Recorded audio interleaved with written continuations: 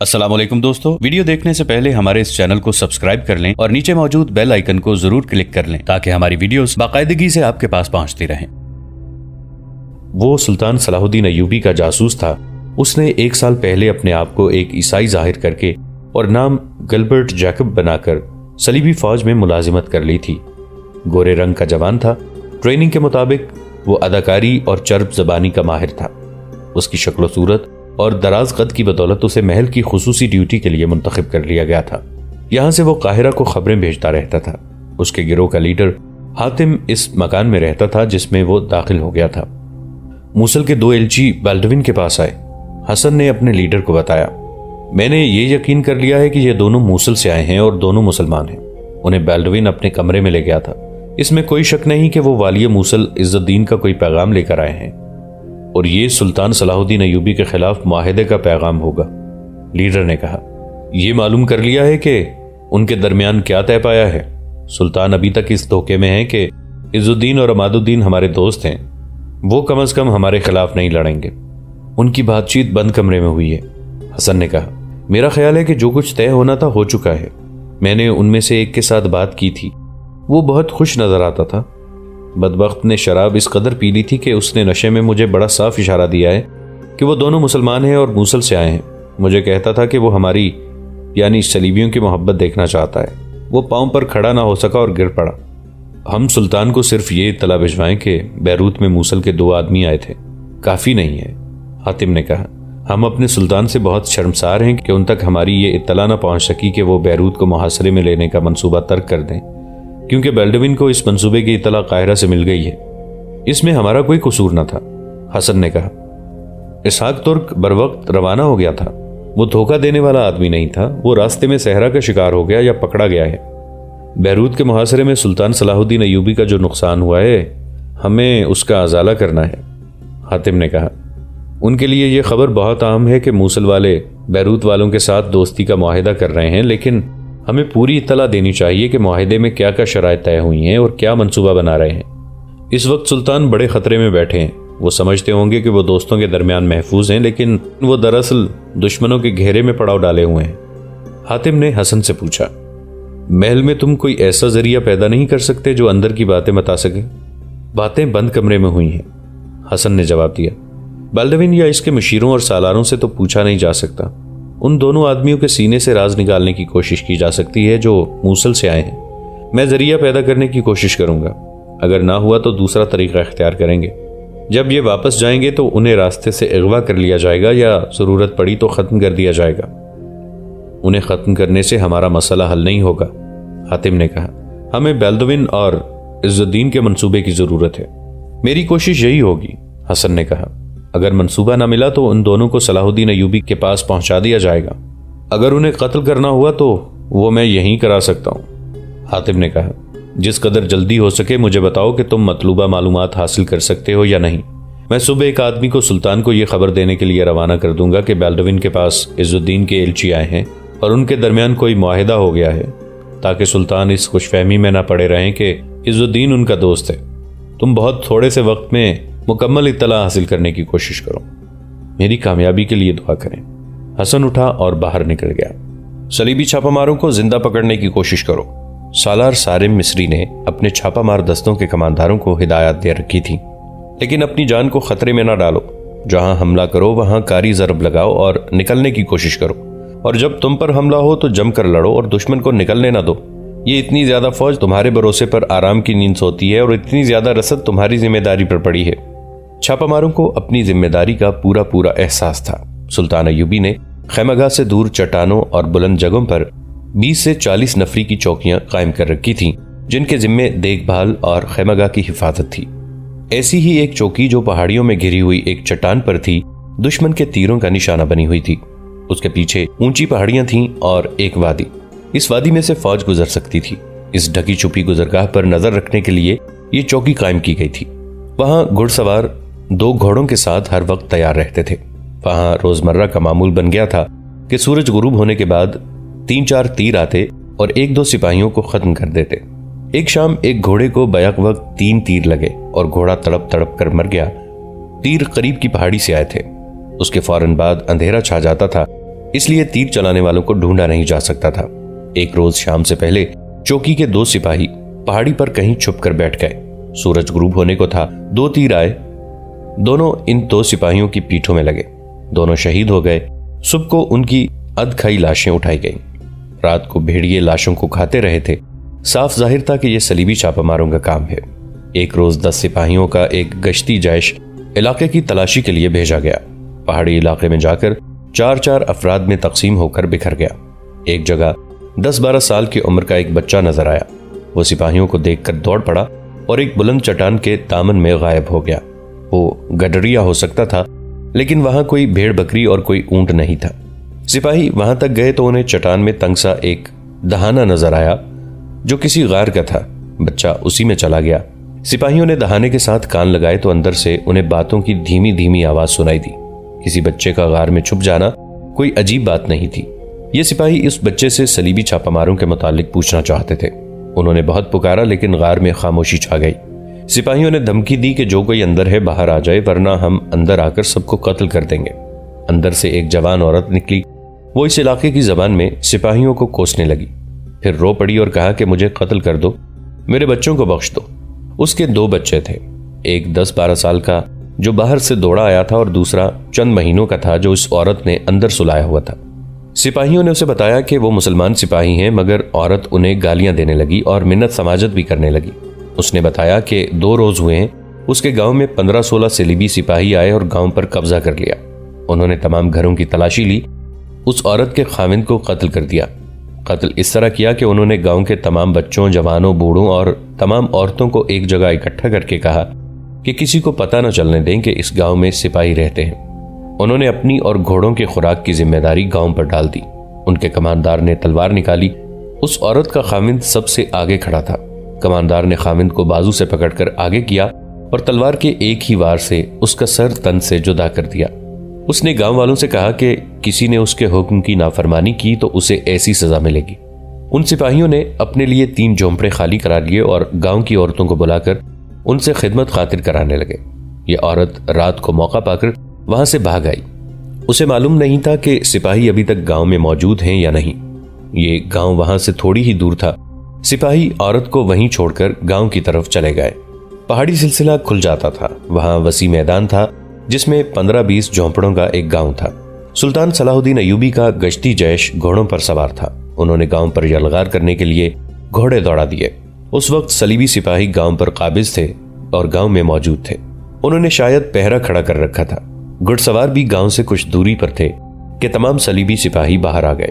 ان کے آگے چند ایک بچے اور بہت سی عورتیں تھیں۔ انہوں نے بچوں اور عورتوں کو ایک جگہ اکٹھا کر کے کھڑا کر دیا اور خود ننگی تلواریں ہاتھوں میں لے کر ان کے گرد نیم دائرے میں کھڑے ہو گئے۔ ایک نے سلطان ایوبی کے سواروں سے مخاطب ہو کر چلا کر کہا، اگر تم آگے آؤ گے تو ہم ان بچوں اور عورتوں کو قتل کر دیں گے۔ سوار 20-25 قدم دور رہ گئے تھے۔ وہ مسلمان بچوں اور عورتوں کو صلیبیوں کے ہاتھوں قتل نہیں کرانا چاہتے تھے۔ بزدلو، سلطان ایوبی کے چھاپہ مار جیش کے کماندار نے کہا، صلیب کی خاطر لڑنے پر آئے ہو تو مردوں کی طرح سامنے آ کر لڑو، عورتوں اور بچوں کی ڈھال کے پیچھے کیوں کھڑے ہو؟ تم سب واپس چلے جاؤ، صلیبی کماندار نے کہا۔ ہم گاؤں سے چلے جائیں گے۔ جن بچوں اور عورتوں کو صلیبی سپاہیوں نے یرغمال بنا رکھا تھا، ان میں سے ایک عورت نے سلطان ایوبی کے سپاہیوں سے بلند آواز سے کہا، اسلام کے سپاہیوں، رک کیوں گئے ہو؟ ہمیں اپنے گھوڑوں تلے رون ڈالو، ان کافروں میں سے کسی کو زندہ نہ جانے دو، ہم اپنے بچوں سمیت مرنے کو تیار ہیں۔ صلیبی کماندار نے تلوار کا بھرپور وار کیا۔ اس عورت کا سر اس کے جسم سے کٹ کر گر پڑا۔ سلطان ایوبی کی گشتی جیش نے اپنے سپاہیوں کو تیر و کمان نکالنے کا حکم دیا۔ پلک جھپکتے انہوں نے کمانیں کندھوں سے اتاری، آگے کی اور ترکشوں سے ایک ایک تیر نکال کر کمانوں میں ڈال لیا۔ تمام صلیبی سپاہی بچوں اور عورتوں کے پیچھے بیٹھ گئے۔ جھوٹے مذہب کے پجاریوں، مسلمان کماندار نے کہا، سپاہی بچوں اور عورتوں کی پیٹھ پیچھے نہیں چھپا کرتے۔ صلیبی ایک غلطی کر بیٹھے تھے۔ وہ شاید بھول گئے تھے کہ گاؤں میں بھی مرد موجود ہیں۔ ان مردوں کو صلیبیوں نے بہت خوفزدہ کر رکھا تھا۔ وہ بھی اپنے بچوں اور عورتوں کے قتل سے ڈرتے تھے۔ اتنے میں ایک عورت نے للکار کر کہا، یہ کافر تو بزدل ہیں، تم ہمارے خون سے کیوں ڈرتے ہو؟ اس نے اپنے سامنے کھڑے 3-4 سال کے بچے کو اٹھایا اور اسے آگے زمین پر پھینک کر کہا، میں اپنے اس بچے کی قربانی خوشی سے دیتی ہوں۔ اللہ بولو، 10 کافروں کی جان لینے کے لیے میں اپنا بچہ قربان کرتی ہوں۔ ایک सलीबी तलवार सौंते उस औरत को कत्ल करने को उठा, मगर इतनी मोहलत न मिली। उनके अकब से गांव के तमाम आदमी बर्छियां, लाठियां और जो हाथ लगा उठाए सलीबी सिपाहियों पर टूट पड़े। सलीबी बच्चों और औरतों के पीछे तीनों से बचने के लिए बैठे हुए थे। वो जब मुकाबले के लिए उठे, मुसलमान सिपाहियों ने हल्ला बोल दिया। उनमें से 2-3 सिपाही चिल्ला रहे थे, औरतें निकल भागें, बच्चों को एक तरफ करो। उनके घोड़े सहराई आंधी की तरह आ रहे थे। औरतों ने बच्चों को उठाया और निकल भागी। गांव के आदमी घोड़ों से बचने लगे। जरा सी देर में 2 सलीबियों के सिवा बाकी तमाम को मार डाला गया। गांव वालों ने उनकी लाशों का कीमा बना दिया। वो 2 जिंदा सलीबियों को भी अपने हाथों मारना चाहते थे, लेकिन मुसलमान जैश के कमांडर ने बड़ी मुश्किल से उन्हें समझाया कि इन 2 से उनके बाकी साथियों का सुराग लगाया जाएगा। उन दोनों को सुल्तान अय्यूबी की इंटेलिजेंस के नायब सरबरा हसन बिन अब्दुल्ला के हवाले कर दिया गया। उसने उनसे कहा कि वो अपने छापामार दस्तों के मुतालिक कुछ बता दें। वो सिपाही थे, उन्होंने सब कुछ बता दिया। ये बेल्डविन की फौज के छापामार थे। कमोबेश 1000 छापामार सुल्तान अय्यूबी की फौज और रसद को नुकसान पहुंचाने के लिए बैरूत से भेजे गए थे। उनका अभी कोई मुस्तकिल अड्डा नहीं बना था। वो तमाम इलाके में पार्टियों में तकसीम हो गए थे। उन्हें बताया गया था कि वो इसी तरह छोटे छोटे गांव पर कब्जा करके वहीं से खुराक वगैरह हासिल करें और सुल्तान अय्यूबी की फौज के लिए मुसीबत बने रहें। उन्हें सुल्तान अय्यूबी के सामने ले जाया गया। उन्होंने इनकी बातें सुनी और हुक्म दिया, इन दोनों को दूर ले जाकर कत्ल कर दिया जाए। ये कातिल और लुटेरे हैं। उन्होंने अपने सालारों से कहा, इससे यह जाहिर होता है कि सलीबी छापामारों को मूसल में या किसी और किले में रहने की इजाजत नहीं मिली, वरना ये गांव को अड्डे न बनाते। सुल्तान अय्यूबी ने हुक्म दिया, ऐसे हर एक गांव में थोड़ी थोड़ी नफरी भेज दो। सिपाहियों को सख्ती से कहना कि गांव में किसी को परेशान न करें। अपनी और घोड़ों की खुराक फौज की रसद से लें। किसी गांव से अनाज का एक दाना और चारे का एक तिनका भी न लिया जाए। हसन हातिम को रिपोर्ट देकर वापस आया तो वो बाकी रात सो न सका। उसके जहन पर सारा सवार थी। उसे दिन को पता ही न चल सका कि सारा को उस औरत ने पकड़ लिया था। उसे कोई सजा तो नहीं मिली। हसन को मालूम था कि वो औरत कौन है, लेकिन उस औरत से मिलकर वो सारा की सिफारिश नहीं कर सकता था, क्योंकि वो उसे बता नहीं सकता था कि रात सारा के कमरे में वही था। हसन ये भी सोच रहा था कि वो मूसल के एलचियों से किस तरह मालूम करे कि बेल्डविन के साथ उन्होंने क्या मुआहिदा तय किया है। ये राज उन्हीं से लिया जा सकता था। इस इजलास में कोई मुलाजिम अंदर नहीं था जिससे हसन कुछ मालूम कर लेता। वो जिस कदर जहन पर जोर देकर इस मसले का हल ढूंढता था, सारा उतनी ही ज्यादा उसके जहन पर गालिब आती जा रही थी। सारा, उसके मुंह से सरगोशी निकल गई जो गैर इरादी थी। इससे वो चौंक उठा। उसे कुछ ऐसा इत्मीनान होने लगा जैसे उसे मसले का हल मिल गया हो और सारा इस मसले को हल कर देगी।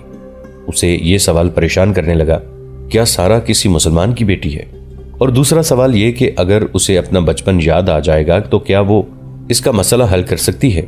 इसका यही एक जरिया था कि सारा मूसल के किसी एक एलची को अपना गर्विदा बना ले और उस पर शराब और अपने हुस्न का तलिस्म तारी करके उसके सीने से राज निकाल ले। मगर सवाल यह था कि सारा मान जाएगी, कहीं उसे ही ना पकड़वा दे।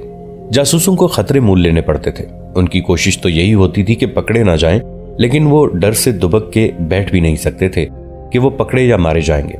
हसन को अपनी जबान के फन का कमाल दिखाना था। उसे सारा की बातें याद आ रही थीं, जिनसे साफ जाहिर होता था कि वो मुसलमानों को पसंद करती है। हसन को यह भी एहसास हो गया था कि सारा को शक हो गया है कि वो मुसलमान है। हसन का दिमाग सोच सोच कर थक गया। उसे दूर से सुबह की अजान की आवाज सुनाई देने लगी।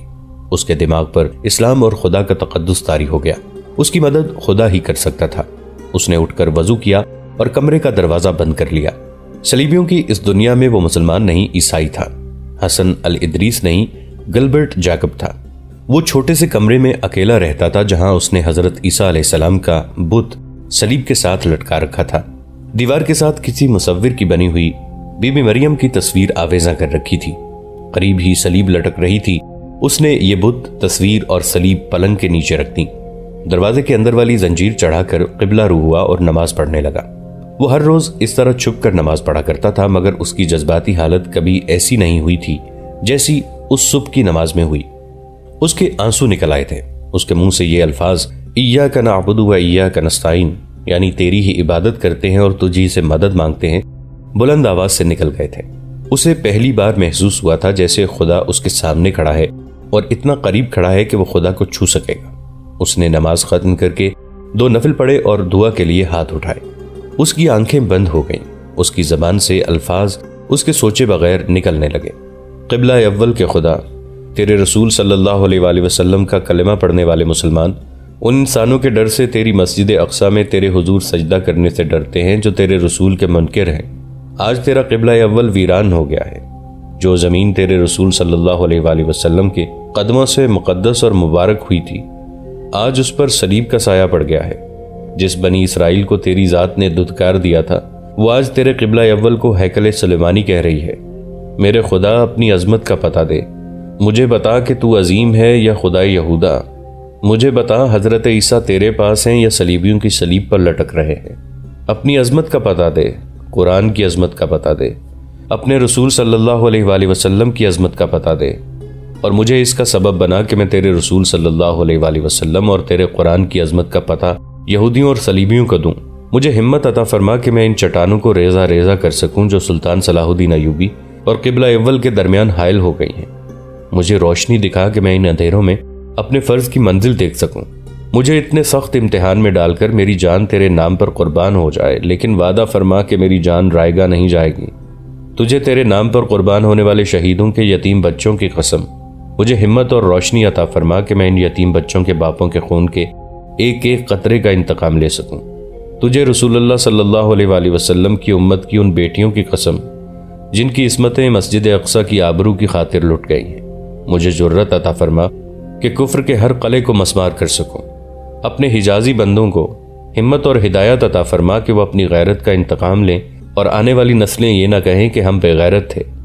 آج بت بھی تیرے نام پر ہنس رہے ہیں، میرا خون کھول رہا ہے۔ مجھے وہ شجاعت عطا کر کہ میں پتھر کے ان بتوں کا مذاق اڑا سکوں۔ میرے خدا، اگر تو یہ نہیں کر سکتا تو میرے خون کو اتنا گرما دے۔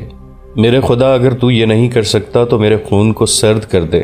مجھے ایسا بے غیرت بنا دے کہ مجھے یاد ہی نہ رہے کہ غیرت کس چیز کا نام ہے۔ میری بینائی واپس لے لے کہ میں اسلام کی بیٹیوں کو بے حیا اور بے آبرو ہوتا نہ دیکھ سکوں۔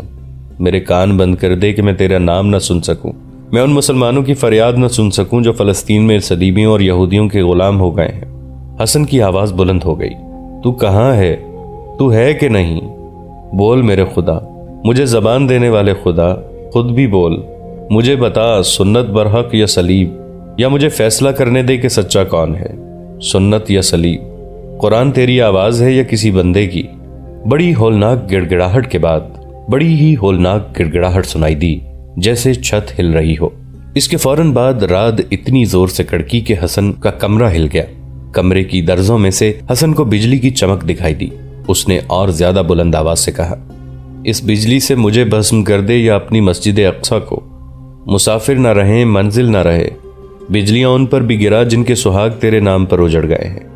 اپنے نام پر یتیم ہونے والوں پر بجلیاں گرا، اپنے رسول کے نام لیواؤں پر بجلیاں گرا، تاکہ کسی کی فریاد تیرے تک نہ پہنچ سکے۔ رات پھر کڑکی اور اس کے بعد گھٹائیں گرجنے لگیں۔ بیروت کا ساحل قریب ہی تھا۔ ان دنوں سمندر خاموش ہوا کرتا تھا، مگر سمندر جوش میں آ گیا۔ اس کی لہروں کی مہیب آواز حسن کو یوں سنائی دینے لگی جیسے بحر روم کی غصے میں آئی ہوئی موجیں اس کے کمرے کی دیواروں سے ٹکرا رہی ہوں۔ گھٹاؤں کی گرج، رات کی کڑک اور سمندر کا جوش مل کر قیامت کا شور بن گئے۔ حسن کی آواز اور زیادہ بلند ہو گئی، ایسے ہی طوفان میرے اندر سے اٹھا کہ میں کفر کے ہر نشان کو اڑاتا اور بہاتا لے جاؤں۔ میرے خون کے قطرے بہا دے اس مسجد اقصی کے صحن میں۔ میں شرمسار ہوں کہ قبلہ اول کا پاسبان صلاح الدین ایوبی یہاں تیرا لشکر لے کر آیا تو میں اسے آگاہ نہ کر سکا کہ بیروت سے دور رہے کہ یہاں کفار کا پھندا تیار ہے۔ یہ میری مجبوری تھی، یہ میرا گناہ تھا۔ مجھے جرت اور طاقت عطا فرما کہ میں گناہ کا کفارہ ادا کر سکوں، ورنہ یہ بت میری روح کو بھی تانے دیتے رہیں گے کہ تیرا تو خدا ہی کوئی نہیں۔ میرے خدا، ان بتوں کے آگے مجھے شرمسار نہ کر، مجھے شہیدوں کی روحوں کے آگے شرمسار نہ کر۔ اگر میری دعا قبول نہ ہوئی تو روز قیامت میرے مردے میں جان نہ ڈالنا، ورنہ میں تیرے سامنے آؤں گا اور تیری مخلوق سے کہوں گا کہ یہ ہے وہ خدا جس نے اپنے رسول کی لاج نہیں رکھی۔ اس خدا نے رسول صلی اللہ علیہ وآلہ وسلم کے نام لیواؤں کو اتنا مجبور اور بے بس کیا کہ قبلہ اول ویران ہو گیا اور اس پر یہودا کے سیاہ سائے پڑ گئے۔ رات زور سے کڑکی، حسن کے کمرے کی چھت، دروازے اور کھڑکی کے کواڑ بڑی زور سے کھٹکے۔ دوستو، آج کے لیے اتنا ہی۔ اسی کہانی کی اگلی قسط کے ساتھ بہت جلد حاضر ہوں گے۔ نیچے کامنٹ سیکشن میں اپنی رائے کا اظہار ضرور کیجیے گا۔ हमारे इस चैनल को सब्सक्राइब करके नीचे मौजूद बेल आइकन को भी जरूर क्लिक कीजिएगा। अगली मुलाकात तक के लिए हमारा और आपका अल्लाह निगहबान।